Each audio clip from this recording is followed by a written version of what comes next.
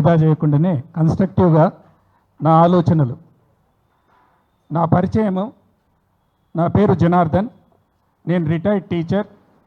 మేము 1996 నుండి పిల్లల పక్షాన బాలకార్మిక విమోచన వేదిక అనే వ్యవస్థతో మామిడిపూడి వెంకటరంగయ్య ఫౌండేషన్ కలిసి పనిచేస్తున్నటువంటి విధానంలో మా అనుభవాలు 96 నుండి ఈ విషయంలో చూసినట్టయితే మేము మొదట ఆలోచించినటువంటి దాని ద్వారానే ఈరోజు పిల్లలందరూ కూడా బడుల్లో ఉన్నది కనిపిస్తున్నది.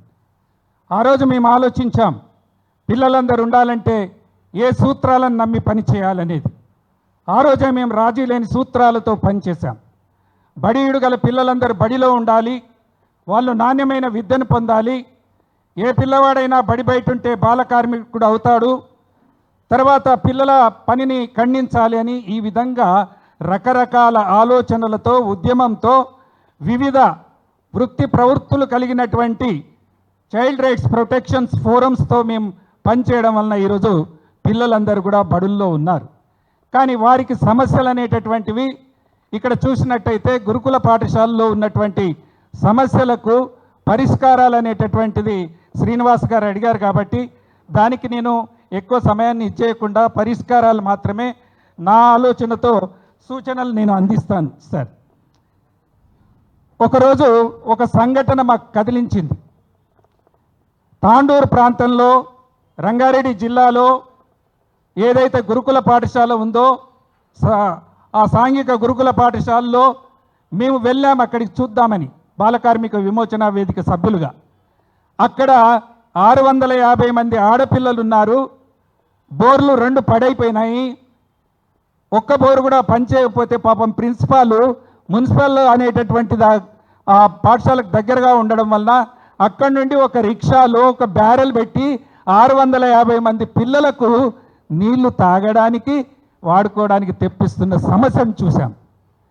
ఇది చూసినప్పుడు వెనుకనే చూద్దాం, ప్రయత్నం చేద్దామని ఆ అర్ధరాత్రి 11 గంటలకు మా స్థానిక ఎమ్మెల్యే గారికి ఫోన్ చేశాం. సార్, ఈ గురుకుల పాఠశాలలో ఈ పిల్లలు ఈ విధంగా సమస్యలకు గురి అవుతున్నారంటే వెనుకనే నేను ఉదయమే 11 గంటలకు వచ్చేస్తాను సార్, వెళ్దామని వచ్చాడు. అక్కడ ఇంజనీర్స్ పిలిచాడు, 3 బోర్లు వేయించాడు. అంటే సమాజాన్ని కదిలించేటట్టయితే కదులుతుందనేటటువంటిది కూడా ఇండివిజువల్గా ఆలోచనలో వచ్చింది. కాబట్టి ఇక్కడ కూడా సమస్యలు అనేటటువంటివి మనము ఏవైతే తెలుసుకుంటామో వాటిని పరిష్కారానికి వ్యక్తిగతంగా, సామూహికంగా ఏదైతే చేయగలుగుతామనేటటువంటిది వెంకటరెడ్డి గారు అన్నటువంటి అన్ని సమస్యలకు అది పరిష్కారం దొరకగలుగుతుంది. అదేవిధంగా ఇంకొక సంఘటన మేము చూసాం. టీచర్స్గా సతీష్ చంద్ర గారు కలెక్టర్ ఐఏఎస్ ఉన్నప్పుడు ఆయన ఒకటే అంటే ఆ సంఘటన గుర్తుకొస్తుంది, అంటే బాగు చేయడానికి ఇది ఉపయోగపడుతుందా అని. హాస్టల్స్కి పోయి చూడండి, దాని గురించి చెప్పండి అంటే అప్పుడు హాస్టల్స్ వాళ్ళు వార్డన్స్ వచ్చి కూడా వాళ్ళ సమస్యలు కలెక్టర్కి చెప్పుకున్నారు. దీని ద్వారా కొద్దిగా పరిష్కారం అయింది. అంటే ఇటువంటివి ఏమైనా ఉన్నాయా అనేటటువంటిది కూడా మనము పనిచేసే దాంట్లో ఆలోచించాలి. అయితే పరిష్కార సూచనలు నేను చెప్తున్నాను సార్. అధ్యాపక నియామకాలు అనేటటువంటివి జరగాలి. ఖాళీగా ఉన్న పోస్టులు త్వరగా భర్తీ చేయాలి. తర్వాత ఆధునిక వసతులు అంటే హాస్టల్ రిహాబిలిటేషన్ కోసం ప్రత్యేక బడ్జెట్ కేటాయించాలి. తర్వాత హైజెనిక్ కిచెన్లు అనేటటువంటిది ఏర్పాటు చేయాలి, దాన్ని మానిటరింగ్ చేయాలి. ఇది నా యొక్క ఆలోచన. తర్వాత మానసిక ఆరోగ్య సేవలు కూడా అందాలి. ఇక్కడ ప్రతి గురుకులంలో కనీసం ఒక కౌన్సిలర్ ఉండేలా చూడాలి. తర్వాత హెల్ప్ లైన్ నంబర్ విద్యార్థులకు మనోబలం ఇచ్చేలా నడిపించాలి. తర్వాత డిజిటల్ లెర్నింగ్ అనేటటువంటిది కూడా అభివృద్ధి జరుగుతున్నది కాబట్టి అన్ని గురుకులాలలో స్మార్ట్ బోర్డ్స్, ప్రొజెక్టర్లు, కంప్యూటర్లు మరియు ఇంటర్నెట్ కనెక్టివిటీ కల్పించాలి. తర్వాత టీశాట్ అనే ఛానల్ను పూర్తి స్థాయిలో వినియోగించేటటువంటి విధానము ఈ గురుకులాల్లో రావాలి. తర్వాత తల్లిదండ్రులకు అవగాహన కలిగించేటటువంటి విధానంలో కూడా ఆలోచించాలి. అంటే విద్యార్థుల అభివృద్ధిలో తల్లిదండ్రుల పాత్రకు పెంపొందించేందుకు వారికి కాలానుగుణంగా సమావేశాలు నిర్వహించాలి.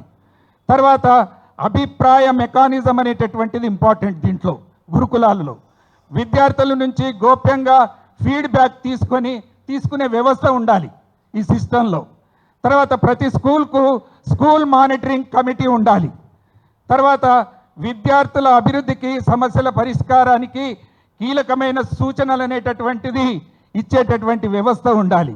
కాబట్టి ఇటువంటిది ఉండాలని నేను తెలియజేస్తూ ఒకటి చివరగా నాకు నిన్ననే ఈ యొక్క విషయాల్లో చూసినట్టయితే సార్, ఒక వ్యక్తి హాస్టల్లో చదువుకొని తాను బాధను పడ్డటువంటిది ఒక రచయిత, ఆయన పేరు ఉచిత నిర్బంధ విద్య హాస్టల్ లైఫ్ అని మోహన్ తలారి అనేటటువంటి వ్యక్తి ఒక పుస్తకం రాసింది సార్.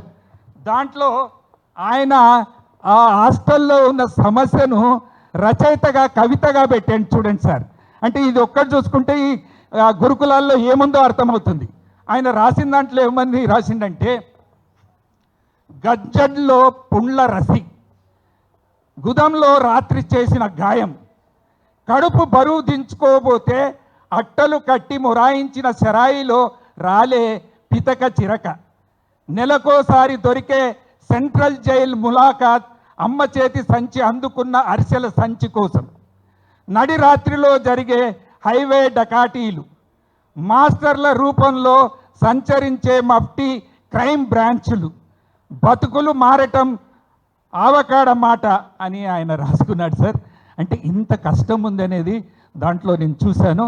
కాబట్టి ఇక్కడ నేను కోరేది ఏంటంటే, పిల్లలందరికీ కూడా వారికి రాజ్యాంగం రాసి ఉంది, రాజ్యాంగంలో సమానత్వం సమన్యాయం అనేది ఉంది. కాబట్టి రాజ్యాంగం ప్రకారము, అదే కాకుండా మనకు భారతదేశంలో వచ్చినటువంటి రైట్ టు ఎడ్యుకేషన్ యాక్ట్ ఉంది.